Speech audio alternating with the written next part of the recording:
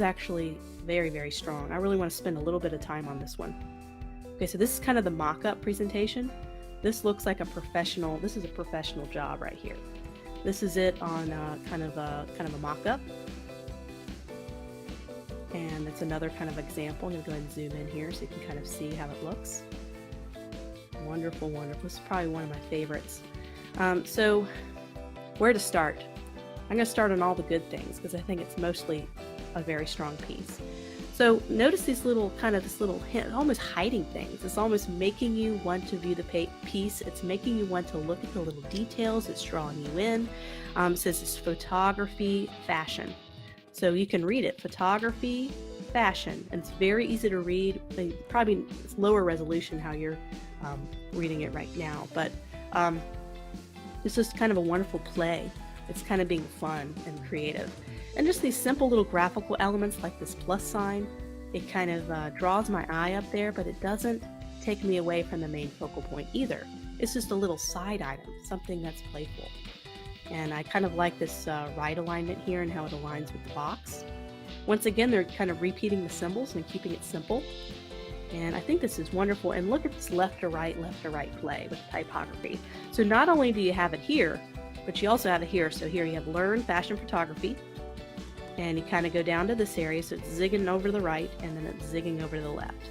So it's really playing with your eye, going left to right.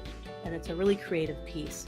And you might not be able to get away with this if you were advertising, something professional like dentistry or, something in the medical field. But when you're dealing with the creative arts, doing something creative just like this and playing around and being experimental with your layout, this is the kind of industry where you can get away with this and you could be more experimental. I know a lot of clients who wouldn't approve this and so let's just do something simple and clean. And you're not going to be able to get this kind of design approved with those type of clients. But when you're in the arts, this is exactly what they're looking for. So it's really hitting that target demographic and delivering what your client really wants. So this is probably one of my favorite examples. This is definitely a contender for the best in show. Overall arrangement of this piece, I thought this was really well done. I thought this was excellent. I think this was probably the most creative piece, the most playful piece. I thought this was really well laid out. I think Scott did another great job, and could get rid of that red stuff, of kind of doing a really clean example of layout design. And so it's hard. Now we're down to 4. What do I do here, guys? Draplet. Yep, that's one of my personal faves. So let's go and look at the final ones.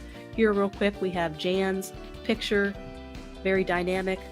We have this very creative photography version. We have this illustrative, colorful pop of color here, and we have this clean, simple layout design. So let me know of those 4, which one you think should be the top dog, I guess you could say, of the whole challenge.